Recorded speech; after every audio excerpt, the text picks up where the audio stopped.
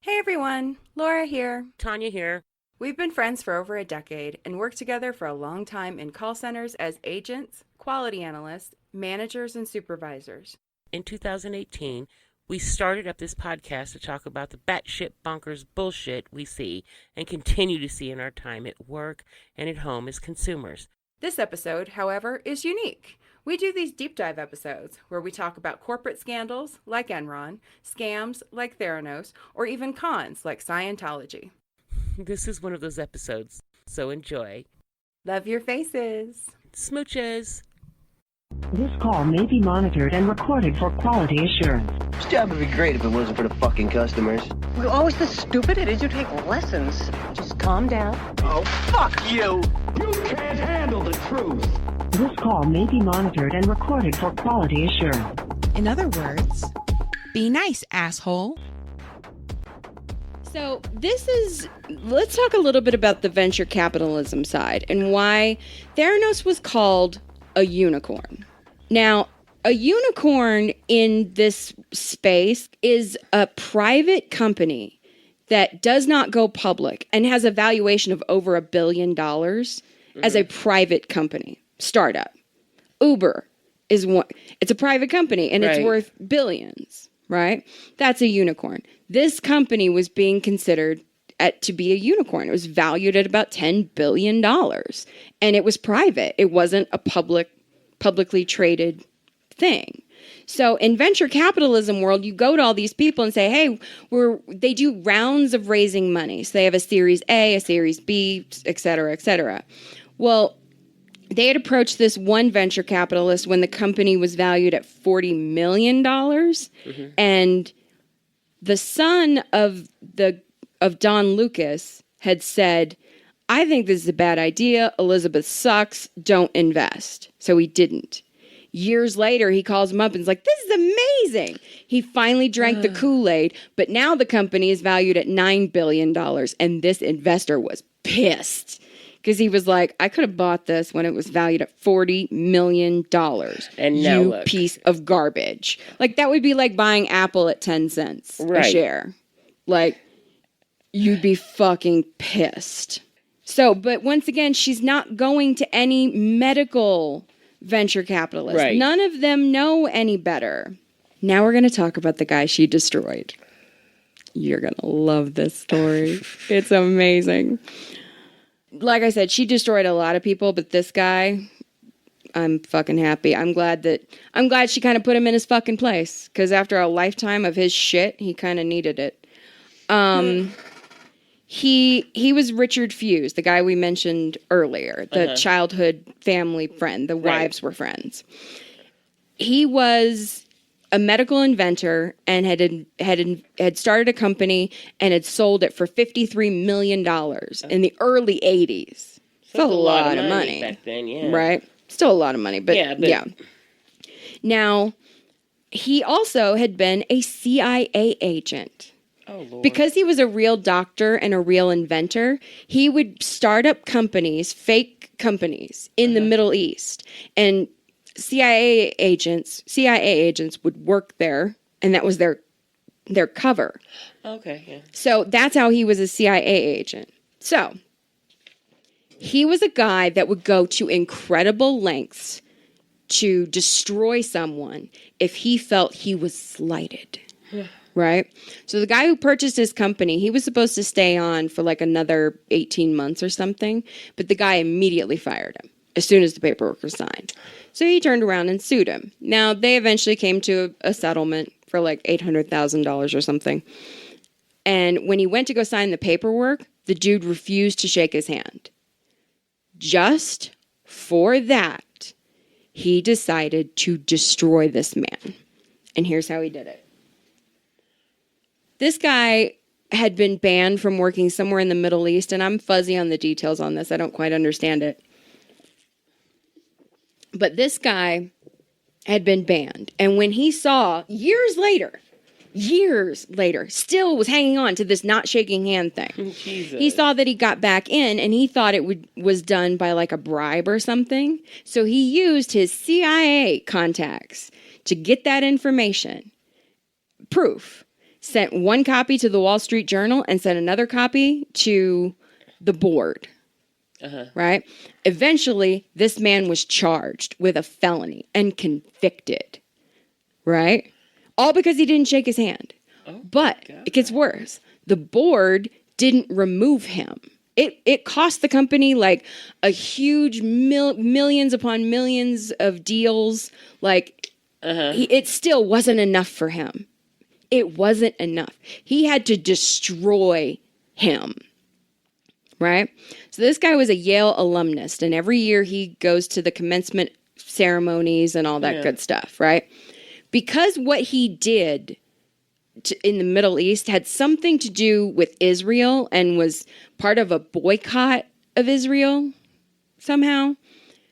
Fuse contacted the Yale Friends of Israel Club and got them to stage a protest holding signs that says resign Loust, which was his name. And this motherfucker hired a plane to fly with one of those banners. Shut up. That said resign Fuse. Years later, this man did all for not shaking your hand. That's why I'm glad this motherfucker got destroyed. My God. He's a piece of garbage. Even his son says he's a fucking crazy person. Right? So he's got 2 older sons, both of whom are lawyers. Now, he finds out that Elizabeth had started this company. And he is incensed that he wasn't consulted. Oh. Okay. Why? Because he felt that, the Holmeses have taken advantage of our hospitality. You'll drink our wine, but you won't ask for my advice in the very field that paid for that wine. Right? Oh my God. He's a You jackass. really have too much time on your hands. I know. So he goes and he looks at all the details of the product, and he realizes that there's a little piece of it that has not been patented that they will need. And he creates a patent and submits it, gets it done. And then like a little child sends it in like an email to like info@theranos.com. Like, look what I have. Oh my God. Like a little piece of shit. This guy is really childish. Yeah. The law firm that he patented this through worked with both Theranos and him, and his son worked there. Right? So later, they claimed that his son, who's the one who calls him a megalomaniac, right? They claimed that he snooped around in the computer system, got the private information, and passed it along to his father. And they sued Fuse, right? Now, one of the brilliant things that Theranos did was they hired legendary lawyer David Boies. Do you know who that is? You'll recognize him.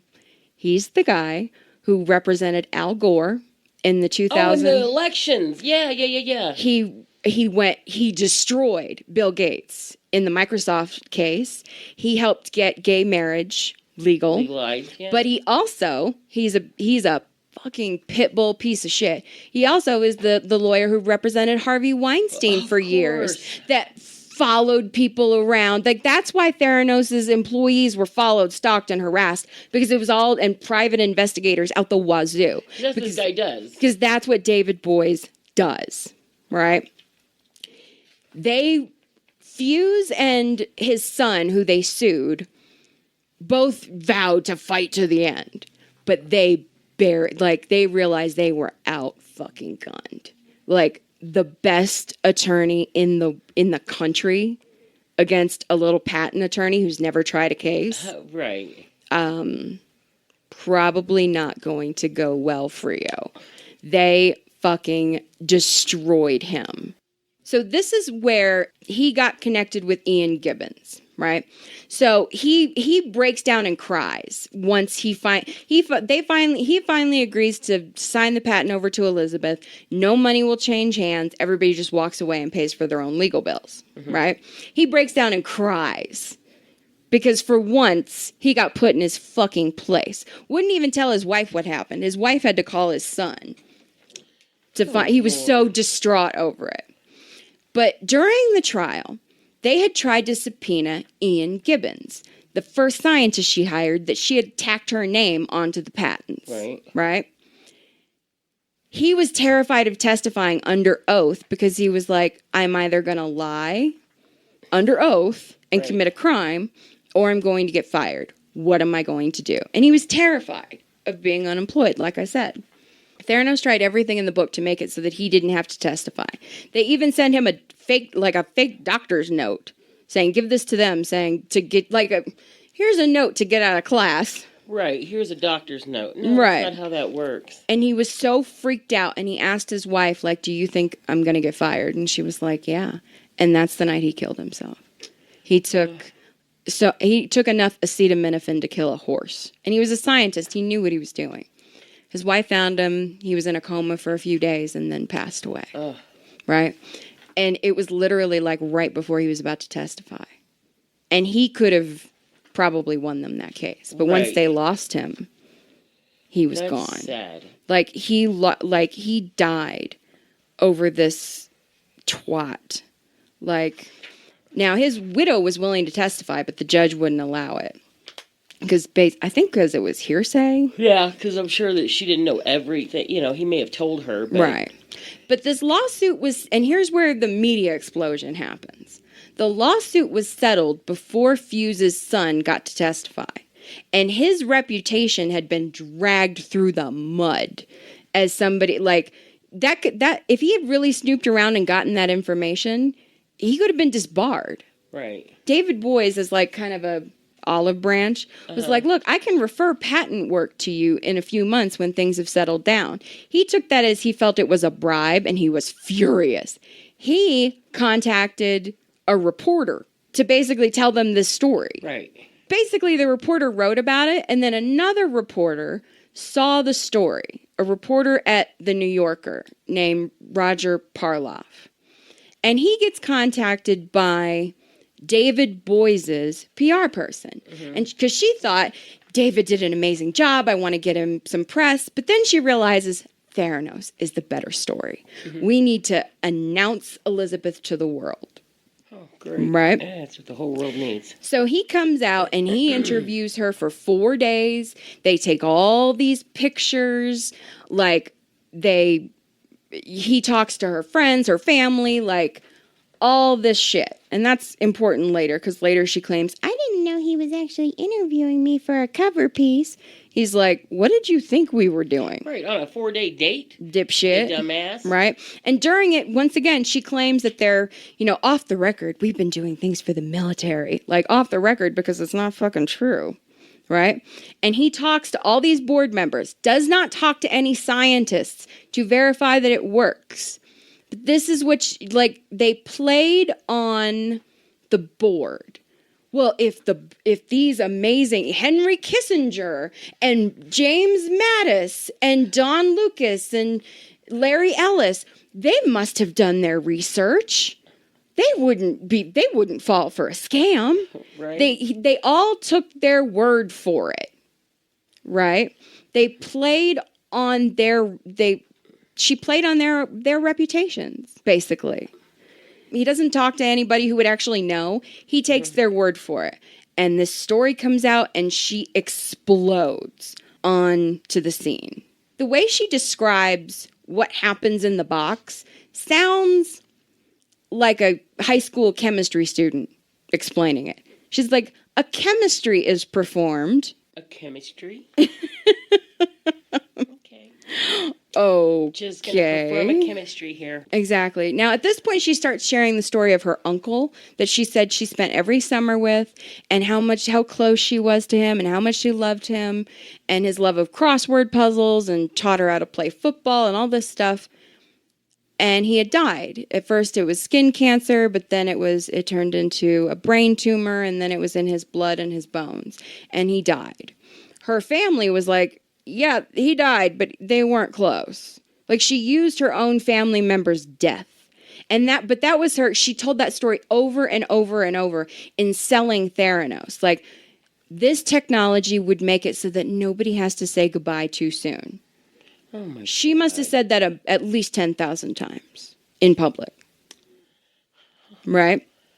This raggedy bitch. And they start advertising. Like, they go live in Walgreens with it not working. And here was their workaround, because they don't have FDA approval. So the advertising agency that they brought in, called Chiat Day.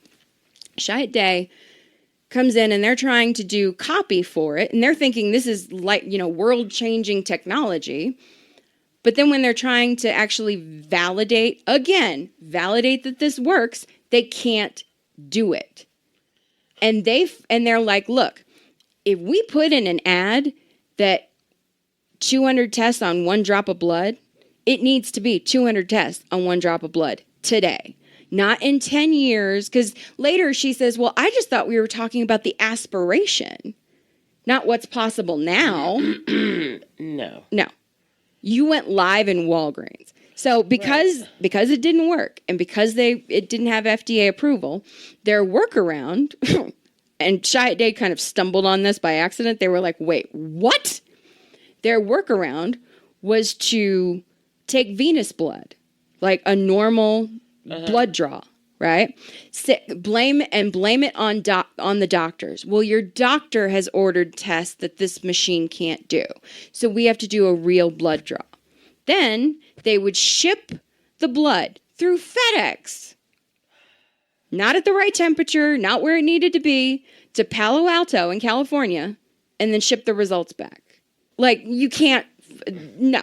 Then with the finger stick blood, they would do the same thing, but then they would have to dilute it twice. Now, dilution is common with blood for blood tests, but to dilute it twice, now it's basically useless. Yeah, it's nothing. So they're getting results that are crazy. Doctors are complaining. Patients are complaining. One lady was a breast cancer survivor, and she was in remission. Their blood work said it was back, and she was terrified for weeks. And finally, they ran tests at another lab, and they were like, "No, you're fine." One lady canceled a long-planned trip to Ireland that she was supposed to take because they told her they thought she had a blood clot, and she spent. As an independent real estate agent, she was self-insured. She got 2 MRIs, a whole bunch of blood work, a hospital stay, the whole nine. Like, ended up costing her like $5,000. All because these people are piece of shit liars. This is what Avi Tavanian could have stopped.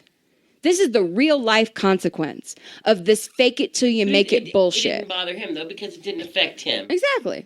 Not my problem. And those will be the first people to cry whenever somebody does something or somebody that they actually love ends up with some sort of crazy ass disease. Absolutely. So doctors who complained this was like Nazi kind of bullshit. They threatened them. Like, one doctor didn't even want to see Sonny Balwani when he came to visit, and they were like, "We'll drag your reputation through the mud if you don't agree to meet with us." Like, this is some creepy level shit. They scared people to death. So now everybody's complaining, and they're just continuing to find workarounds. Right. The deception is amazing. Now, at this point, we're going to talk about Tyler Schultz. This is where the downfall starts to come. So watching the documentary or listening to the book or the podcast, or to the audiobook, I almost skipped this chapter, and the only reason I bring it up is because if you guys read the book or listen to it, do not skip this chapter. Because at this point, I'd watched the documentary and listened to the podcast. I thought I knew everything about this kid, and I knew he was the whistleblower. I didn't know everything about this story. Oh. Read the book. Tyler Schultz was George Schultz's grandson. Now, George Schultz is one of only 2 people who has served in 4 different cabinet positions. He was the Secretary of Labor. He was the Director of Office Management and Budget. He was the Secretary of the Treasury. And he was Secretary of State. Oh, wow. This man is like the epitome of an elder statesman, right? And he was on the board. That's how Tyler got hooked up with her. And he did a summer internship and then eventually went to work for her for like 8 months. Now, his grandfather is largely credited as being the man who ended the Cold War. Okay. This guy is a big goddamn deal. But some of those cabinet positions were under Nixon. And then he was Secretary of State under Reagan. Mm-hmm. Tyler's point later was he made it through Watergate and Iran-Contra with his integrity intact. He's 94 now. I need him to be alive to understand that this was a scam so he can fix his reputation. Yeah. Like, this was so important to Tyler. This kid has a great sense of right and wrong and doing the right thing. It's such personal sacrifices that, once again, Avi Tevanian did not make. So he starts working there. But once he actually started working there and wasn't an intern, he actually got to see inside the box. Uh-huh. And he was like, it looks like a science experiment for high school. And he was totally underwhelmed. And then he starts being friends with another lab tech named Erica Chung. Uh-huh. Erica Chung saw the deception. She saw that they weren't passing their quality controls. She kept trying to bring it up. They kept ignoring her. They told her, you don't want to be on Sonny's radar. When she tried to bring it up to Sonny, he was like, what is your training in statistics? What do you know? You need to sit down and do the job I hired you for. Once again, but later saying, but I trusted the lab techs. Right. No, you weren't working with them. Like, you weren't listening to them. Now, they became friends, and Sonny and Elizabeth found out. And they knew that because she was complaining and Tyler was George's grandson, they were afraid it was going to get back to George. So they threatened them to basically not be friends. Oh, God. So Tyler questions this. They eventually refer him. He sends an email basically saying, like, here are all the problems. We need to address this. And him thinking that he has a different kind of relationship with her because of his grandfather, he thought he could bring it to their attention. He even goes and talks to the head scientist, who basically explains that the way they do these tests is, any outliers that they don't like, they just throw out, and then the results look great. Which is not how, science works. Right. So he sends this email questioning it, and Sonny responds saying, like on his fucking high horse, screaming at him, the only reason I've taken so much time away from my work to explain this to you is because you are Mr. Schultz's grandson. The only email I want to see going forward on this topic is an apology. Oh. And he responded back, I quit. So he left. Before he even gets to his fucking car, his mother calls him. It's like, don't do what you're about to do. And he's like, it's too late. I already quit. And she's like, no, that's not what I'm talking about. Elizabeth called and said you just quit in an extremely unprofessional manner. And she said that if you continue with this vendetta against her, you will be destroyed. She was using her relationship with his family to threaten him. This kid. Oh, my God. So he goes to his grandfather and he tries to, with Erica, and they try to explain, like, what the fuck is going on. And his grandfather's like, but it's being used in operating rooms and in the back of Humvees. And they're like, it doesn't work in the lab. Right, so how the fuck is it working in a Humvee? Thank you. He just refused to see it.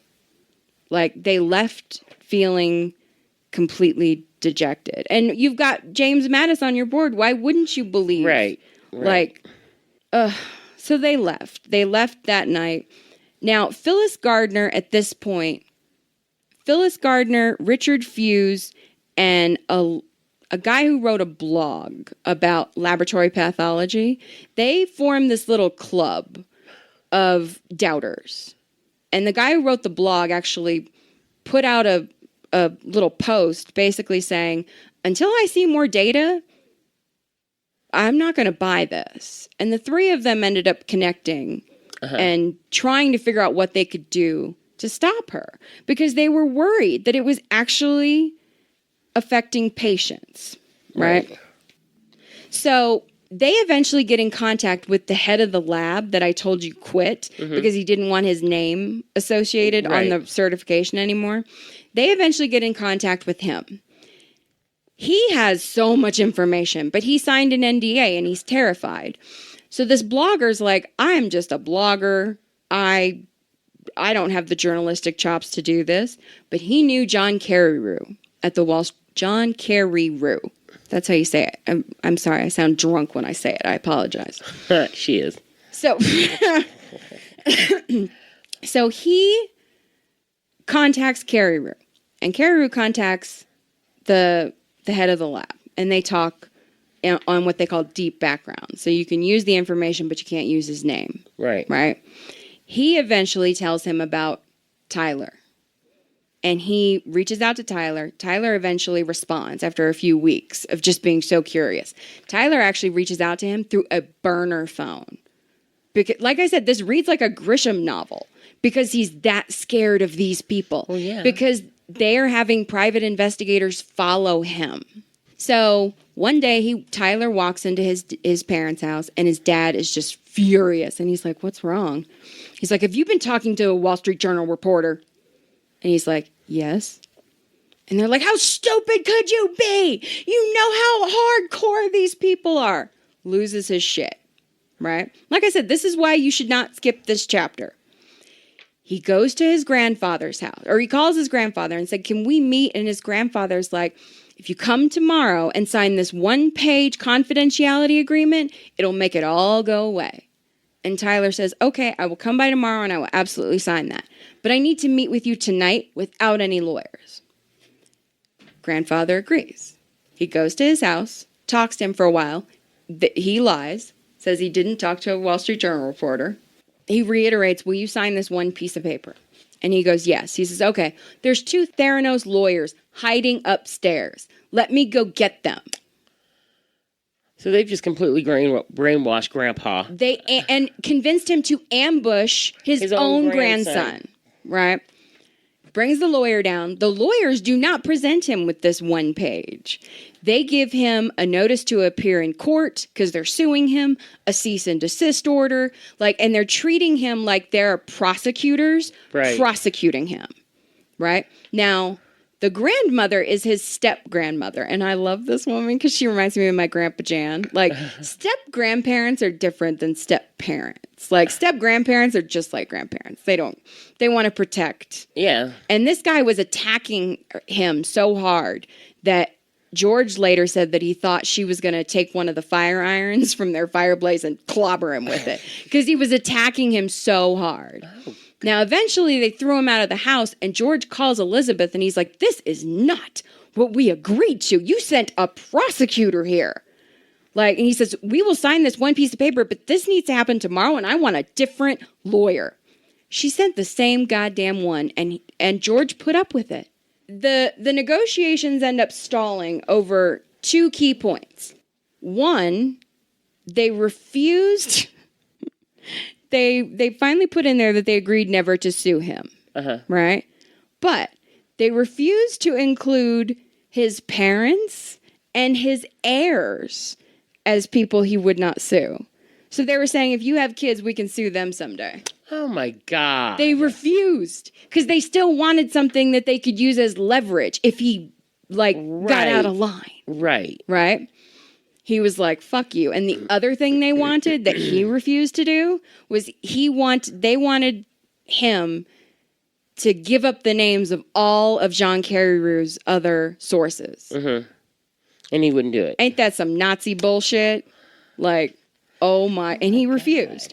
So finally they get to a point where maybe they think they're going to sign something, but Tyler's like, no, I need my own lawyer. You're a Theranos lawyer. I need somebody who's looking out for my best interest. Right. His grandfather is furious with him because he's just like, ugh, if I fax this to my estate attorney and he looks it over, will you sign it? And he goes, sure. But he's got to go up. He's 94. He's got to go upstairs, work the fax, blah, blah, blah. Right. Tyler runs to the kitchen and grabs his address book and he's trying to find the guy's number. And up from behind him, his step-grandmother hands him a piece of paper and is like, with the number. Call him now. Because she knows shit is not right. But she sees her husband is completely brainwashed. Oh my God. So he calls the estate lawyer and tells him, this David Boise guy is representing him, pronounced his last name wrong, and he's like, oh, you are in deep shit. You need to come see me now. Goes and sees him, and eventually he gets a different lawyer who specializes specifically in this, not an estate attorney. And that lawyer is like, basically they're fighting it because he's like, this is protecting patients. Now, his parents are pushing him to sign the paper, but his parents don't understand the whole story. Right. Because his lawyer told him not to tell them because they could be involved in this. Eventually, they get his parents are paying $400,000. They almost sold their house to pay for these legal fees that they put them through. Oh, my God. So they eventually get the parents their own lawyer so they can be like attorney-client privilege things. After their first meeting, their lawyer's car was broken into and the notes from that meeting were stolen. They never proved it was Theranos, but don't that sound fucking suspicious? Now, that's a little much. Right? Yeah. Erica Chung also talks to John Carreyrou, right? Before John Carreyrou published his story, one other person started to question it. This guy named Dr. John Ioannidis. He's on staff at Stanford. He happened to be walking by their building, and he saw the name, and he's Greek. And the name jumped out to him because Theranos to him sounded like a Greek word. Right. But he thought it was strange because the two words that came to mind were tyrannos and thanatos, which means tyrant and death. So he was like, why would somebody name their company Tyrant and Death? So he goes to look it up and he's like, oh, this is interesting.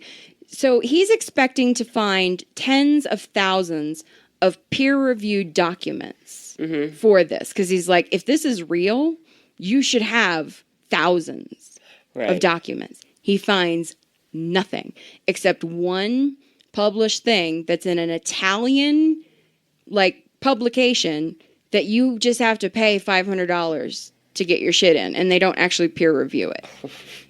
So he publishes a piece, and he's like in a medical journal saying, we need more information. And it kind of started to open the door to people. Once again, it's like Bethany McLean questioning it. Right. Right? It opened the door. Oh. Right? So immediately Theranos contacted him. And of course they did. And they basically said, like, come, see, work with us and we'll show you. Da-da-da-da-da. And it never materialized because they can't actually prove it. Right. Right? Fucking nutball. So he does that, and then John Carreyrou goes to publish his piece. But they are threatening him hardcore, right?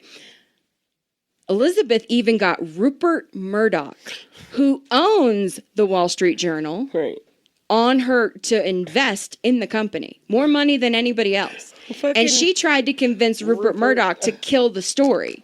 To his credit, he didn't. I never thought I would say that somebody is worse than Rupert Murdoch, but once again, Avi Tavanian, Rupert Murdoch had more integrity in this story than he did. How sad is that? That's awful. So he's like, no, I trust the paper to do the right thing. Yeah. Right? They end up meeting, the Theranos people come and with David Boies and end up meeting with the Wall Street Journal people. They have a 5-hour meeting where they refuse to answer any questions, basically. Like just saying, well, that's a trade secret. Well, that's a trade secret. Well, that's a trade secret. And but by this point, he knew about the double dilution. He knew about the Venus draws. He knew all this stuff.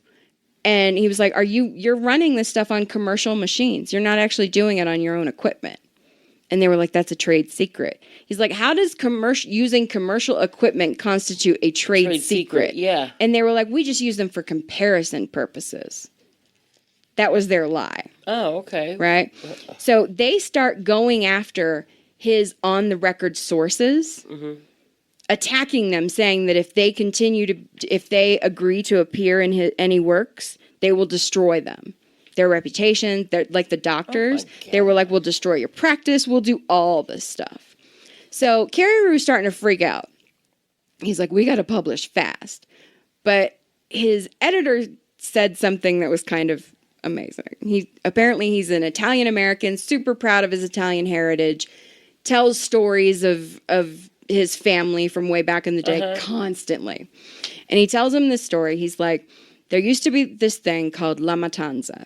And La Matanza is fishermen would wade out into the water until it was about hip deep. And then they would stand perfectly still for hours until the fish no longer noticed them. Right? They blended in. And eventually somebody would give an imperceptible signal, and all of a sudden it would turn into a bloodbath of like killing fish and spearing them and all this shit because there were so many around them. Right. He was like, we are doing the journalistic version of La Matanza. We're being quiet right now, and they might think that everything's okay. And then we'll strike. Oh my God. Right? That's a great way to put it. Isn't that awesome? So eventually he publishes, and it lands hard. Fucking hard. And now everybody's questioning it, right? Going, wait, what? She goes on Mad Money and claims that, the Wall Street Journal is referencing old technology that we don't use. And we contacted all the sources from that article, and they all said they were misquoted. Or they used people who worked for the company back in 2005. It's 2013 or 14 or whenever this was. No, that wasn't true either. Like, she went on Mad Money and flat out lied.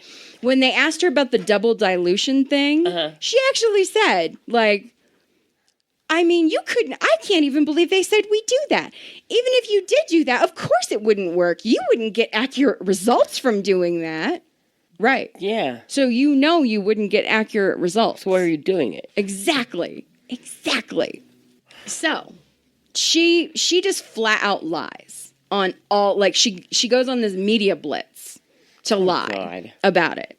And Carrie Rue keeps doing follow-up pieces because Erica Chung, because she was so scared, I forgot to talk about this.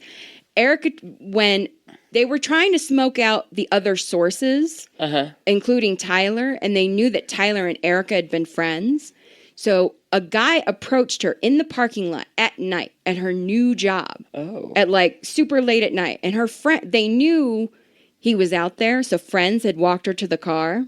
And he hands her an envelope with an address on it, and it's basically a cease and desist. And you need to meet with us and give us the other sources for the Wall Street Journal piece, right? But what freaked her out, not only were they at her job, on the envelope, the address was the address of the temporary home she was living in that nobody knew. In other words, they were having her followed.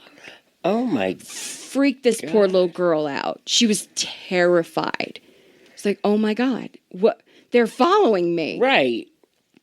Freaked her out to no end. So, but because of that, she got a lawyer, and she filed an anonymous complaint with the FDA, and they launched a surprise investigation of the lab. They eventually found so many failures in the lab that they shut it down and issued an immediate, you are putting patients at immediate risk. They had to void all of their test results, like 10,000 test results. They had to agree to, because the state of Arizona, they lobbied the state of Arizona, which is how they got this Walgreens deal to happen without FDA approval or anything. Because for lab work, you need approval. Like, you need a prescription from a doctor. Right. They got Arizona to change the law to say patients can order their own blood work to make this possible. So they ended up having to give a huge chunk of money to wait. I know, right? So I could just go to a lab and be like, I want to see if I have cancer. Hey, yeah, That's what they did. That is not... You have a bunch of hypochondriacs out there. I know. That are just... Going to be in there every week. Getting blood work left and right because they WebMD'd every fucking thing and Googled runny noses. And that's what one of the doctors in the documentary said. She's like, then they Google everything under the sun and they think they have cancer. And the the documentarian is like, but they don't have cancer. And she's like, no. They don't have cancer. Like, good Lord. The other day I had a sunburn and my skin was really itchy, so I looked up, like, how can I get my itchy skin to stop itching or whatever, and it said I had kidney cancer or something, and I was just like, oh no, kidney failure, and I was like, oh no, I just had a sunburn. Oh my God. So Elizabeth ends up posting this long piece basically saying this goes line by line to the John Carreyrou article and refutes it, right? So Carreyrou sits down with the Wall Street Journal people and the lawyers, and they're like, no, it doesn't. But that's what the headline says. So it's like a headline grab. Right. To make people feel like... Because most people aren't going to read the whole thing. Right. So, she eventually fires Sonny, right? The SEC charges both her and Sonny. She settled with the SEC and agreed not to be a CEO of a company for 10 years and had to pay a fine and all this stuff. Sonny is still fighting it. But then the criminal charges came. Oh. There are 11 criminal charges that they are set to go to trial in the summer of 2020. Really? Yes. So this is not over. We will be having Theranos updates periodically, right? So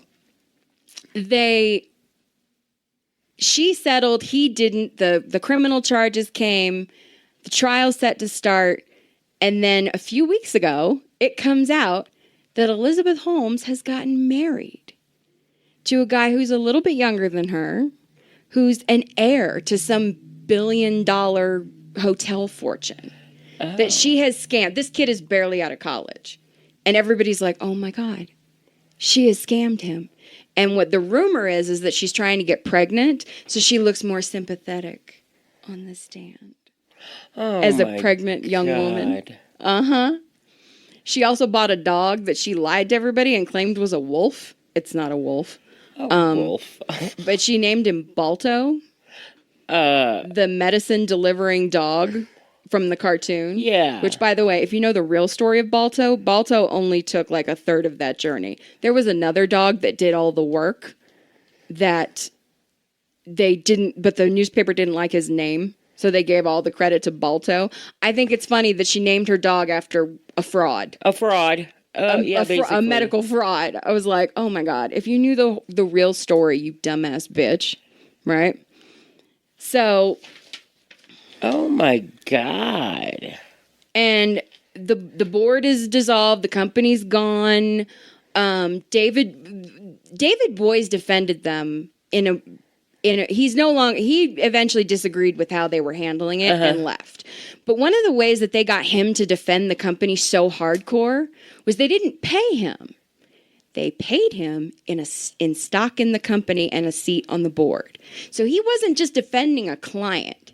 He was defending his own investment. Right. That's why he went so fucking hard, threatening the Wall Street Journal, threatening people, following people, private investigators, all of this stuff.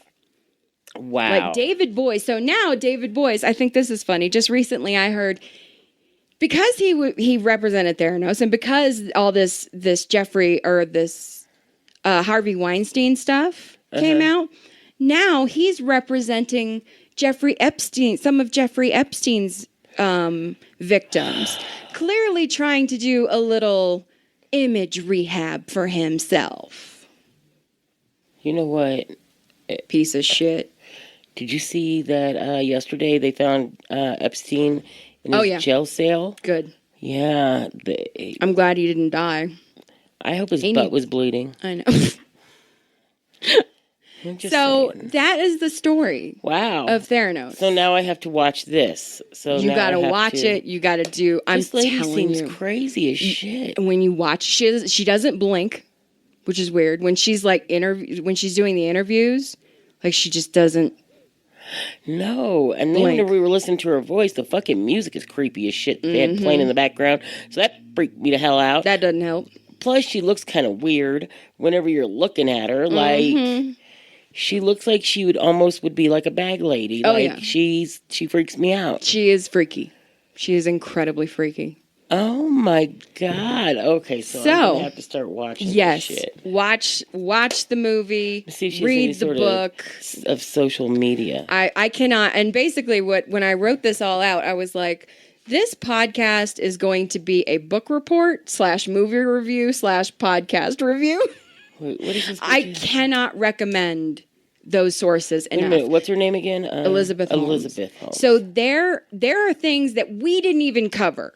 That we've been talking for almost 3 hours. We didn't get to cover in this story because it's so sprawling and there's so much stuff there's so much more that they do that's just crazy. So wait, which one is her? I can't see it. So we will be back next week after this final episode.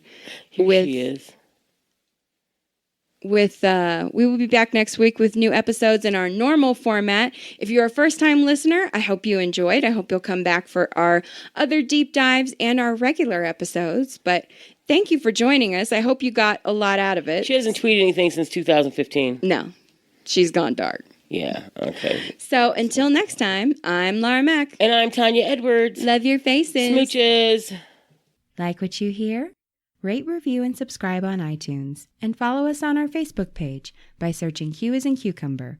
You can also follow us on Twitter and Instagram at QAIC_Lara, LARA, and QAIC_Tanya, TANYA.